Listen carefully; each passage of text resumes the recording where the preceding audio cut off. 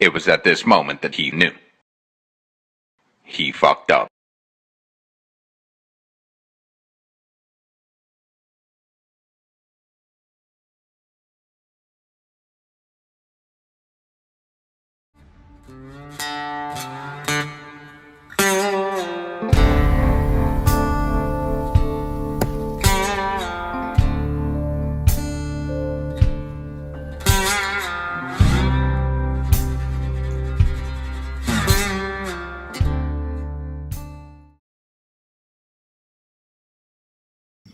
To the 13 people that watch these videos, you may have been questioning, where's that guy at? Well, I'm here. I've been a little busy doing several projects and contending with the weather and other things. But I'm back, mainly because I've got something interesting to show you and describe. And I'm really excited about one of them because I've got a new left arm. Haven't had a left arm for quite a while, which is what the beginning of this video was about. So we're going to see my new left arm.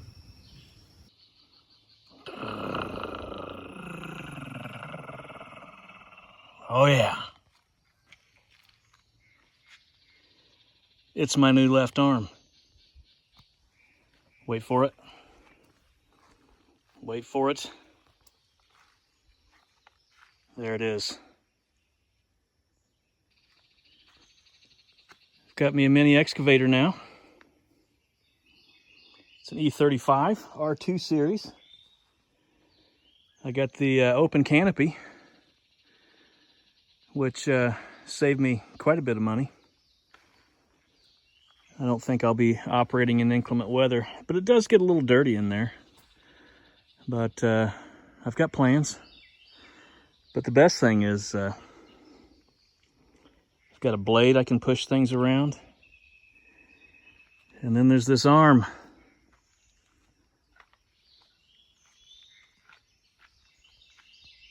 That has this thumb for which to pick things up and move things around and dig.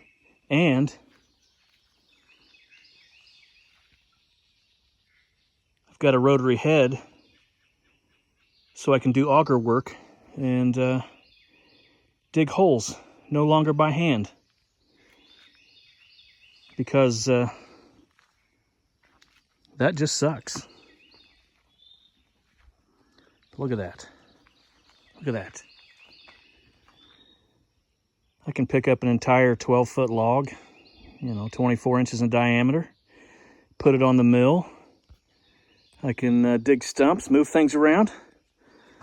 Norman worked for a while doing some of those ground things, but it was just time to progress and recover some time I've lost for what I'm about to show you. So yeah, new left arm. It's fantastic. I've done more with that in the few days that I've had it than I would do in like a month. Just because a lot of the groundwork out here is big stuff to move around. So I'm really happy with that. Really happy with that portion of it, to be able to pick things up and to grade. So now, for some exciting parts. These good friends are rebar mats that I've tied up. There's 21. And they are for something that's even more important than the mini excavator. I've still got some work to do on those mats. I've got several of these dowel pieces to wire together and bend. There's quite a few. There's I don't know, what's the math? A lot. But conveniently, this is number 4 rebar, which is a 1/2 inch. And to make things easy, I drilled a hole that's 5/8 inch in diameter into that stump, 7 inches, and I use a piece of 3/4 inch pipe to bend those 90-degree let's call them feet on those pieces for the dowels. So another great use for the excavator, because I'm just using that tiny little bucket finger to hold the stump down while I leverage those over and bend the 90s on them. Okay, so you've seen the rebar, and that's for piers for some new construction I've got going on, and I will show you that. This is it. This is what I've been working for the past 3 years. I designed this timber frame structure over the past year and a half. I did all the schematics, did all the prints. I've submitted it to the county. It's approved. I've got all my permits. And I've had some struggles with some timing, mainly trying to find somebody to do the foundation. They just didn't want my money. It's too small of a job, and that's why I bought the excavator.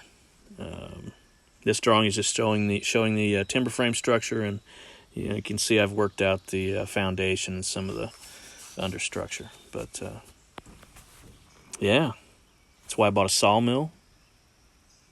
That's why I got this long driveway. It's why I got the bunkhouse. You know, the bunkhouse wasn't the permanent idea. You may have not known that. This has been the idea, and this is the goal. And I'm so close to just getting it started. So I'm looking forward to using the excavator to auger those holes. And almost got the rebar done. So hopefully in the next month or so, we'll be starting here. Organizing the logging yard right now. Getting logs up there, getting them ready to mill. I got to source a bunch of white oak, which I think I've got enough here on the property to secure for that understructure and that floor foundation with those girts. But yeah, it's exciting to be here. You probably can't tell from my voice, but I'm really excited about this. Really excited. So this is why I've been doing what I do. Yeah, there we go. Now I know this looks overgrown and it looks a little ratty,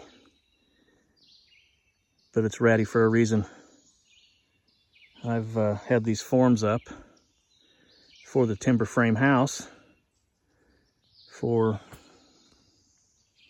maybe 6 months, 8 months, maybe 10.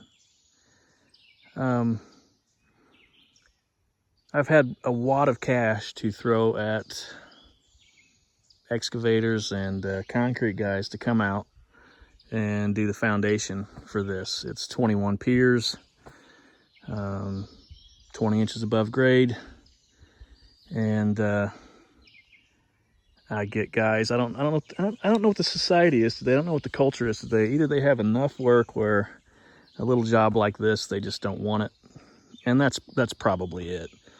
Because from here to a service road is about 1/3 of a mile, and then that service road is about 40 minutes, 50 minutes from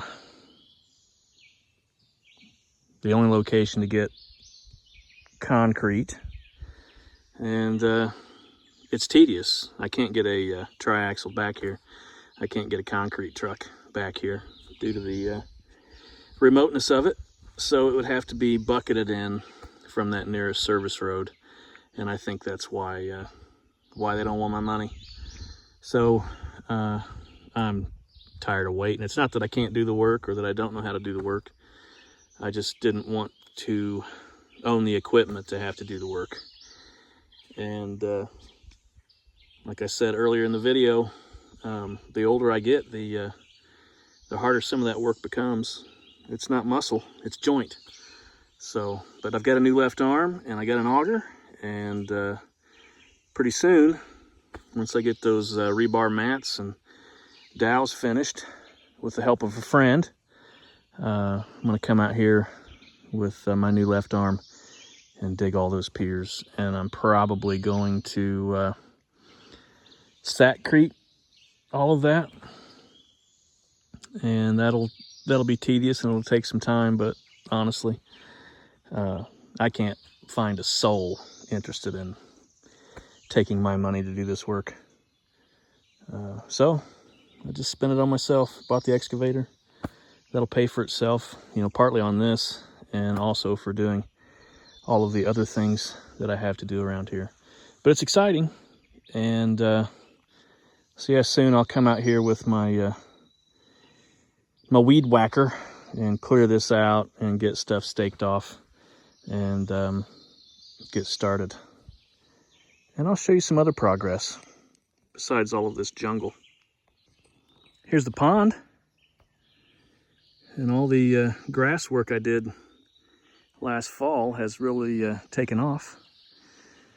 Side note, that big leaning oak tree that used to go way up there gave up the ghost because a guy I had to do the pond tried to push it over when I wasn't here, and he cut the back strap and then kind of gave up. But I tried to, I didn't try to. I thought it might survive that damage on the back, but it immediately shucked all of its bark that fall, and had some winds a month or so ago, and it went into the pond.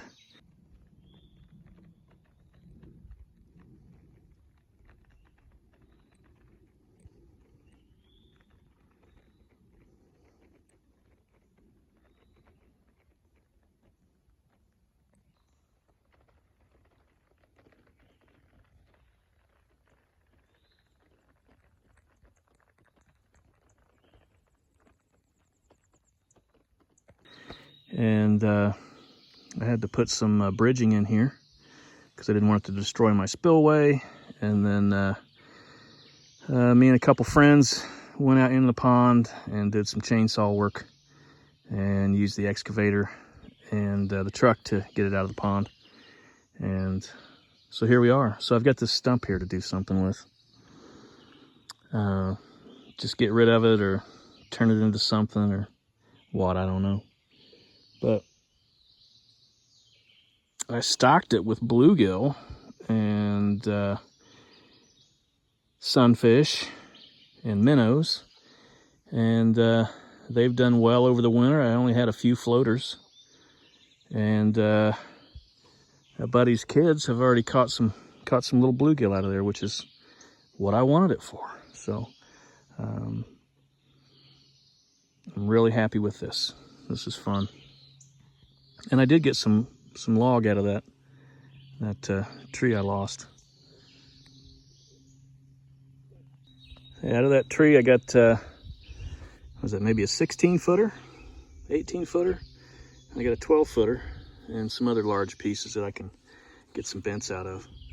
Not bents, wind braces that are decorative. So, and the excavator just picked these up. Those are, I don't know, 16, 18 inches in diameter. It just picked those up and it just walked them over here and set them where they are. So I'm happy with the way things are going. I'm a little frustrated with how long it's taken. I've told everybody I'm building a house and it's like nothing's going on. But if I can get this sunshine to keep shining,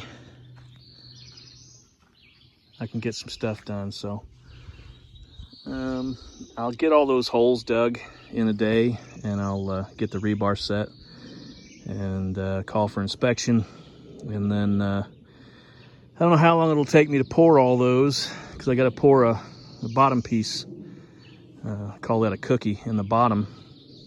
That's 12 inches deep. And then once those are poured, I have to put sonotube in and brace it and then pour the columns. And I'll be mixing all that with a cement mixer and shoveling that in by hand. It'll take a while. But yeah, this is the season this is happening. So I'm excited.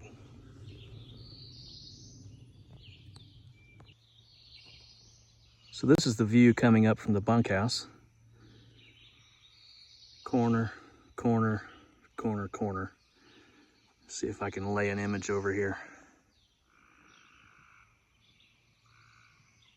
So that'll be the view driving up to the house. Now, mind you, this drawing is just the timber frame structure. I'll reveal the exterior at a later date because I think it'll be pretty cool. But hey, look at that. Gojira and my new left arm.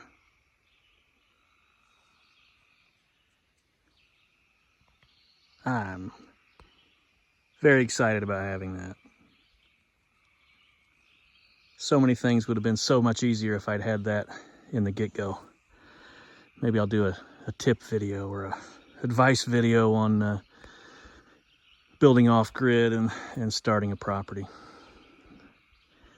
I'm also looking forward to this just being my workshop. Just take my my workbench under there and move it inside and put some windows in and just have all this open for forge work. Close. Feels close. Now on rainy days, which has been about every other day, just torrential downpours since April, I've had the forge going, and I've been making some little knives for some little buddies. It's been fun to play with the forge again and make fun things. So I'm going to call this a boy's knife. Some people would call it a patch knife. But I got a couple little fellas who've been very helpful out here. They just come and split firewood and pick up sticks and entertain me and my buddy. And they're his kids.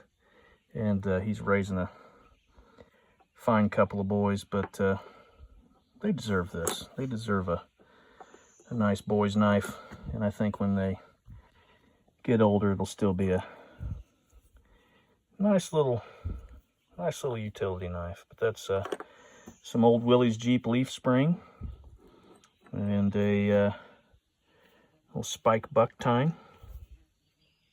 But steel pin, and I gotta do some epoxy in there, and then I'll do a little poured silver bolster.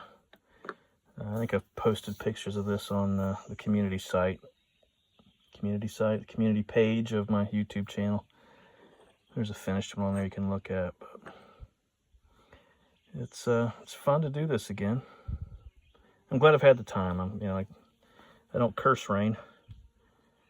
It just gets old when it rains every day. It's my touch mark. Pretty happy with that. The old blackthorn.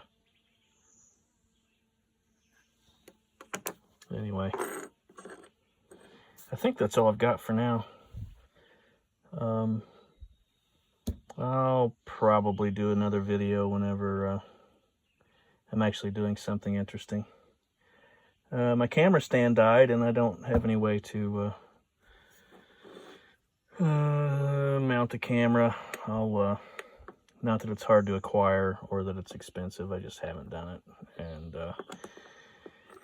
it's not fun doing camera work just holding the phone. I think you get it. Anyway, thanks for watching. Now watch this cool video of this snake on the property.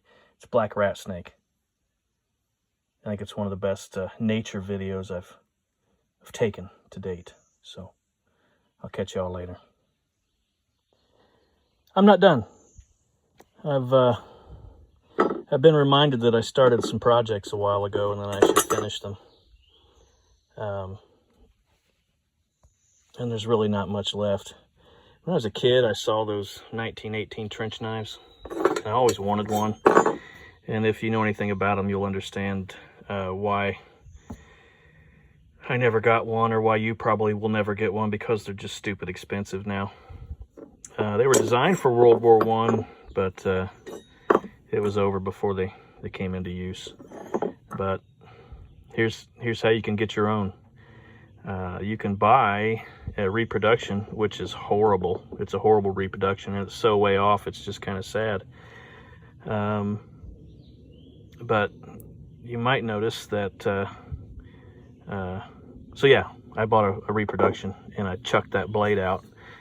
But I took some dimensions of it and some drawings, and this is what I've got now. I took that handle and I did a bunch of digging around on the internets and found some original examples. And I actually found a print from the manufacturer, a detailed drawing, and I took files and die grinders and I have taken this poorly executed copy and I have gotten it as close as possible to the original dimension, layout, and design, and I'm really happy with it. The originals, there were a few different manufacturers, and this video is going to be long, sorry, and it's going to be weird topics, but it's just a lot of topics going on right now. But anyway, originals were cast brass, and they were also cast, I think zinc, maybe zinc. And I don't know exactly what this casting is. I think it might be zinc or just some pot metal. But then they anodized it brass to look like brass. But I have modified it in every way, shape, and form to match an original, and it's really not that far off. The only way it's going to be a little bit short is that cast date. That font, if you're an art type, will understand what this means and how it bugs me. That's not the right font. It should be like it's like a deco font, actually. Not deco. Anyway, there was a type of font, but this isn't it, so that bugs me. I thought about routing that out and then inlaying a piece of silver, and then, or maybe brass, and then engrave the proper font for that US 1918. I got problems, I know. But you're asking about the blade. Well, I started the blade several years ago.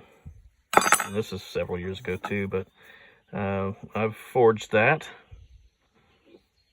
And now I just need to do all the file work on it to match the original. And then I got to work on the pommel, because the pommel was steel in this reproduction. Although it's pretty close, it's made of I think copper, which just doesn't work. So I'll get it figured out. And then I have another project that I started and never finished. This broken sword tip knife. Yeah, it's a little proud. I think I might shrink that down, but I'd like to get this finished too, and don't know what I'll do with it. It's a little too big to carry, but it looks cool. It's almost done. I actually filed out the whole blade, and then I realized that's just kind of out of proportion. But I don't know. Let me know what you think. You want me to work on this one, or do you want me to work on this one? Leave it in the comments. Okay, now the snake video.